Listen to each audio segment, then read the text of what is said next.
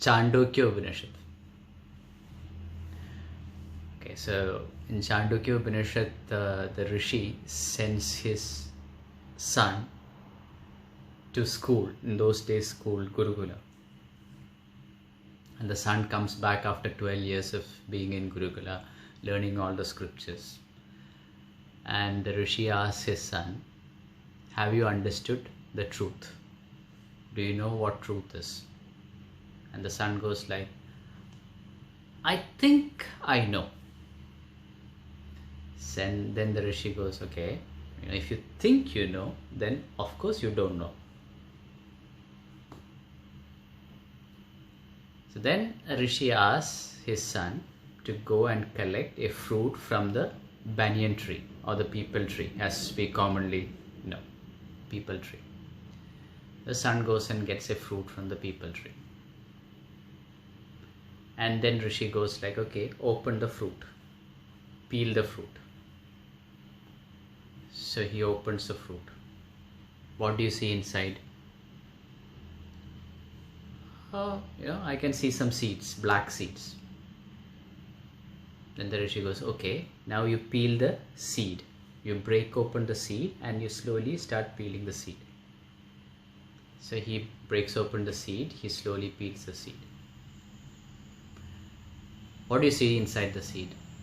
Inside the seed, nothing. Okay, so then the Rishi goes like, okay, this whole banyan tree, this big banyan tree has come out of this nothingness. Can you believe that something like this big banyan tree can be created out of nothingness? No, there's no way, right? There has to be something. So that nothingness, even though it is seemingly nothingness,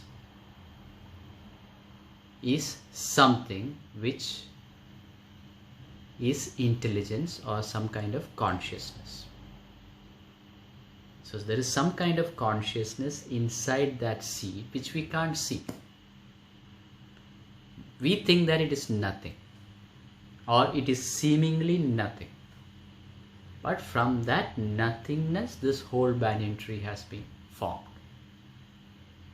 Right? So there is, we can also call that nothingness as Poorna, fullness. Because this full banyan tree came from that nothingness. So we can also call it infinite intelligence.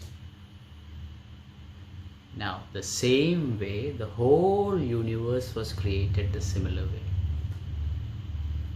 The whole universe was created the similar way. So now scientists are saying, okay, there was a big bang and all of that. And before that, there was nothing. Right? That nothingness is the infinite intelligence. And this infinite intelligence is something which we can't see. It is like you put salt in water. You put salt in water. Let's say you take a spoon of salt and put it in a glass of water. What happens to the salt? Can you see the salt? You cannot see the salt. But you can taste the salt. Right? You can taste the water and it is salty. But you cannot see the salt. The same thing happens with all of us. All of us are alive. Okay, because there is salt in us. Salt, okay. There is a soul or prana within us. We are alive. Okay. Eventually, this soul has to depart from this. And then it will become salty again. Okay, so that is explained as the reverse. Okay, for example, this universe is created and this creator has given individual identities to every one of us. Everything in this universe has individual identity. But the creator has imparted some kind of consciousness in all of these individual identities. But when all these individual identities are separate, they don't understand that they came from the same source. right? It is like the rivers. So you have got rivers in India. So you have got Ganga, Brahmaputra, all these rivers in India.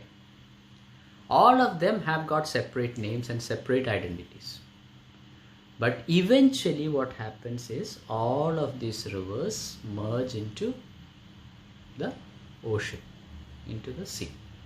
All of these rivers are merging into the ocean. Now, when does this happen in normal life of human beings?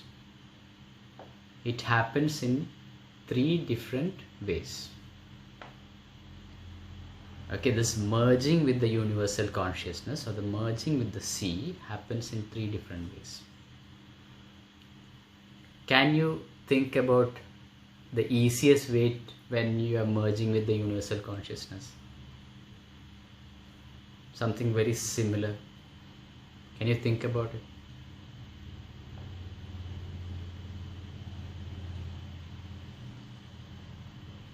What is that, Asta?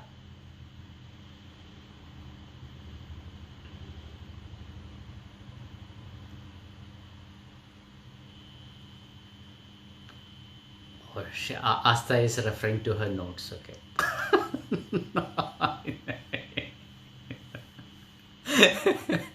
Okay. So the first thing is that in deep sleep, right? In deep sleep, you as an identity is not there. Okay. But at that time, you are merging with the universal consciousness, but you're not aware of it. Right? Even though that is very similar to merging with the universal consciousness, it is not the ultimate. The other way is, okay, you are leaving your body here and boom, you're gone. Right? You're dead. Okay? And that is also not really useful. Another way of doing it is with meditation, yoga, all of that. To achieve the state of union or state of yoga or yogic state of consciousness, using different types of exercises which we are doing. Right? And then is also about the knowledge. Knowledge we are talking about in satsangs and all of that.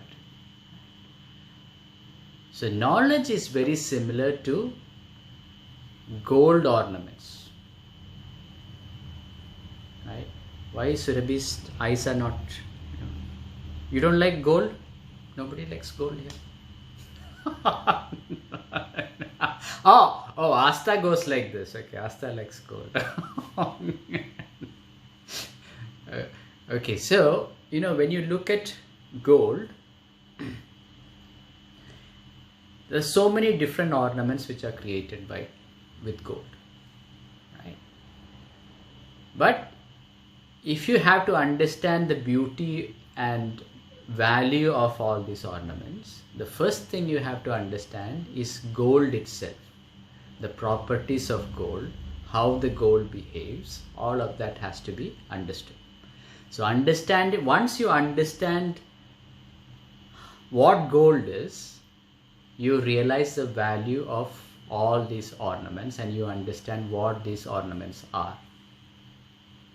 But the value of the gold has to be understood from the properties of gold itself. Right?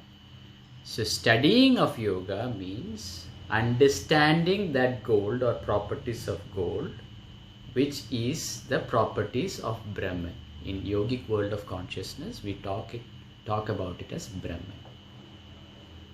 Right? So in satsangs, what we are discussing is about the qualities and properties of Brahman, which is the universal consciousness, which is in all of us, even in inanimate objects. That universal consciousness is there.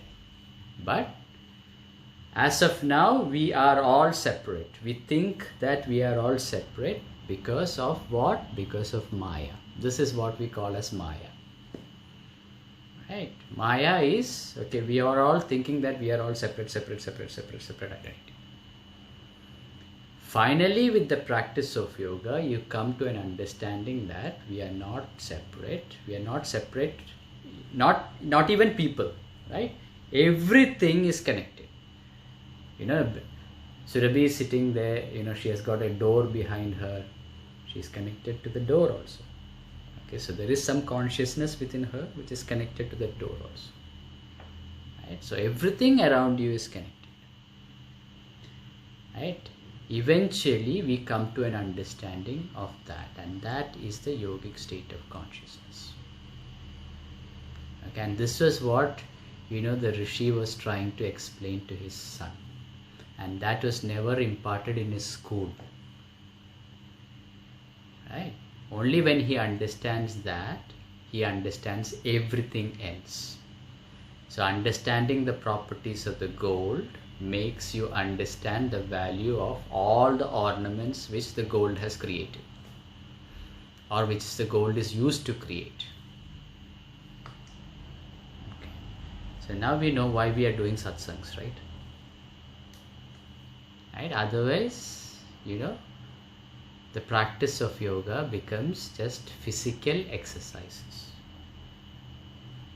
Okay, with satsang we are able to understand why we are doing these exercises. What is our ultimate goal of doing these exercises?